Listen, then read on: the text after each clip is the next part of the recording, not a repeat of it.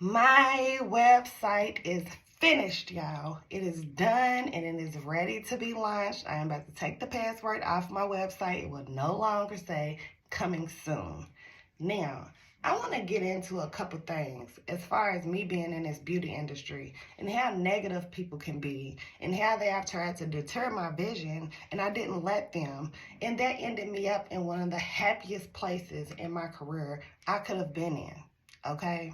You cannot listen to people. When it comes to business, when it comes to choices you want to make for yourself, when it comes to having a vision for yourself, everybody is not going to see it. Everybody is not going to understand it. Some people going to think you crazy. All of that, okay? Now, number one, let's say when I first decided to start hair school, I had told a girl I used to be cool with, we are no longer cool. We are no longer cool, and I'm kind of glad. The negativity was overwhelming. But I said, hey, I'm about to start hair school. I done signed up for hair school. First thing she said was, there ain't no money in that. Okay, first, shot fired. First thing I try to jump out there and do. Okay, I didn't let that deter me. Ain't no way it ain't no money out here. I'm looking at salons and how much you make off styles and this and that. Ain't no way. So, okay, that's the first thing. Kind of drifted away from that person because I was on the move. I was ready for something better. Okay, I'm in hair school. I'm working from home, like most people do, whatever, when they're in school. Okay, I graduate. At this point, I'm ready to go into a salon. I done built clientele. I'm ready to go into a salon. Second shot fired. Why would you go into a salon and pay somebody else booth rent when you could be doing hair from home? Again, I was trying to level up, and there was another person throwing shots while I'm trying to move up, while I'm trying to level up. Okay, whatever. All right, I ain't heard that. I still went in the salon. Guess what I did? Built clientele.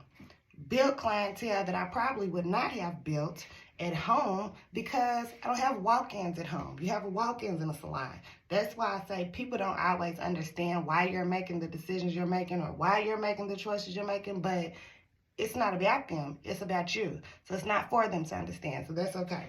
So that was the second shot fired. Still went into a shop. Wouldn't hear none of it. Okay. Third shot fired. I had been in my third salon. I was done with working up under other people. I wanted my own space. I had learned how to run things. I had learned how to do different things. Okay, build clientele. Now it's time for my own. Why would you go get a suite when you could just pay booth rent there? When I tell you, third shot fired, every time I tried to make a move to level up, which has leveled me up in my career, everybody has had something to say. You wasting your money with an overhead. You could just work for yourself at home.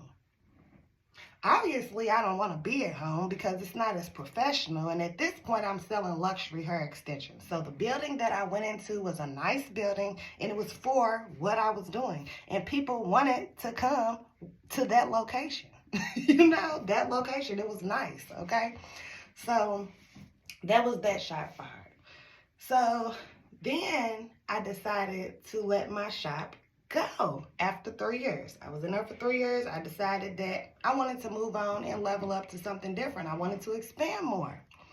I don't think anybody should stay in the same place in life. You are supposed to make changes. You are supposed to level up. You are supposed to do things. Not to mention, when I let go of my suite, it was so much. You could tell people was confused. Can she afford it? Is there a reason why she's letting? I'm trying to level up. It's not about y'all. It's not about y'all.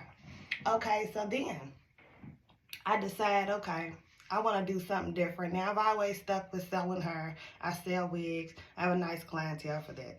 I make custom color wigs. I have a nice clientele for that. But what I noticed was from being in my own suite versus the salon, I didn't have water hookup in my own suite. So I had slowed down on doing treatments and silk press and things like that. So I take pride in my clients' hair. So what bothered me was people's hair will be breaking off and dry and brittle because they're not using the right products at home. Or they you know that the hair is not being treated. I no longer have water hookup, and I did not want to take clients out of my house. The reason I didn't want to take clients out of my house is because my house has been broken into before. My house has been broken into before. I took my son to school 5 minutes away from my house. I came back, my door was kicked in. It was people in and out of my house. I have no idea who actually did it, but that's what happens when you run a business out of your house, which is something people don't understand because I have never broke that down to make people understand. So back to that, I was concerned about clients' hair. So I was like, you know what? I got the researching. I'm going to make these hair products. I'm going to come out with something for our hair that is going to help lock in moisture and going to help keep our hair healthy in the proper moisture. Not these products that's drying the hell out of our hair, okay? So when I came out with that, people was like, a product line? Again, people don't always think as big as you. People's not going to always see your vision. So I came out with these products. They excelled quick. People had no problem trying my products. People loved my products. Great reviews. I have not got one bad review. Now, I say this, all this to say this. If I had never went through the motions of going to hair school, building a clientele, getting my name out there in salons, dealing with different people, people would not have had the faith in me that they had as far as immediately wanting my products. They knew I was good at what I do. They know I specialize in healthy hair. They know my hair stays healthy. So it benefited me. So just think, if I didn't do none of those things, I would have never been able to transition into what I'm transitioning into now. Okay, and I am actually out here helping people, not just making people feel beautiful, helping them. It's one thing making a client feel beautiful, putting a wig or a weave on their hair, but it's a whole nother ball game when they feel beautiful underneath, when they can take that wig off and put their hair in a ponytail or get a silk press or whatever they want to do. Wear 2 puffs, whatever they want to do. You feel what I'm saying? So my next go, I'm not even letting my next go out the box. It's mixed in with another goal that I have talked about, but it's all coming together how it needs to come together. Okay, I dealt with the ups and downs. I dealt with people throwing shots. I dealt with people throwing negativity. I dealt with people thinking I fell off because I decided to make changes, not knowing I ain't been doing nothing but working hard in my industry. I ain't never gave up.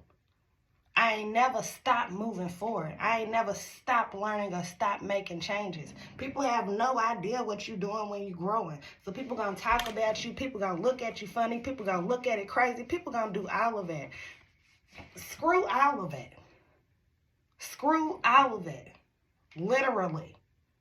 You got stuff to do. And it's not about them. It's about you and where you want to go. Okay, I feel like a lot of people underestimated me in this industry.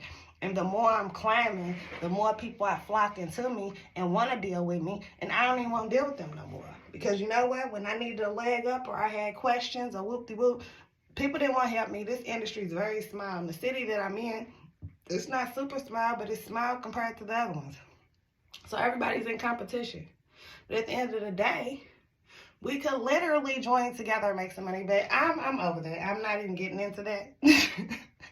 I'm cool with what I'm doing, but I'm just letting you know, don't let nobody stop you. Don't let them shots they throwing at you stop you. Don't let the what do you call it when people talk behind your back trying to figure out what you're doing, all of that, negative, positive, whatever it is, ignore it, okay? Forget it. Finito. I'm happy. My website is about to launch, and I am in a whole new place in my business, all because I did not give a fuck. I did not give a fuck. When I started off doing hair, people used to be like, your prices is high.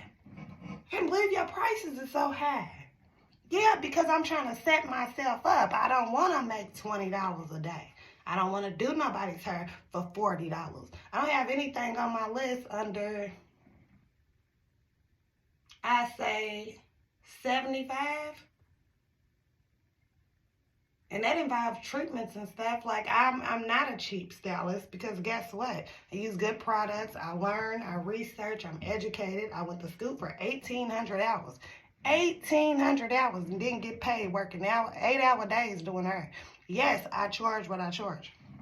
But that just goes to show people do not understand your vision. People are not going to understand your vision, and that's okay because it is not for them to understand. But I just had to get on here and tell y'all that my website is launching. I'm going to have Cyber Monday deals. Ski. No, I'm just playing. I heard it on TikTok. But I love y'all.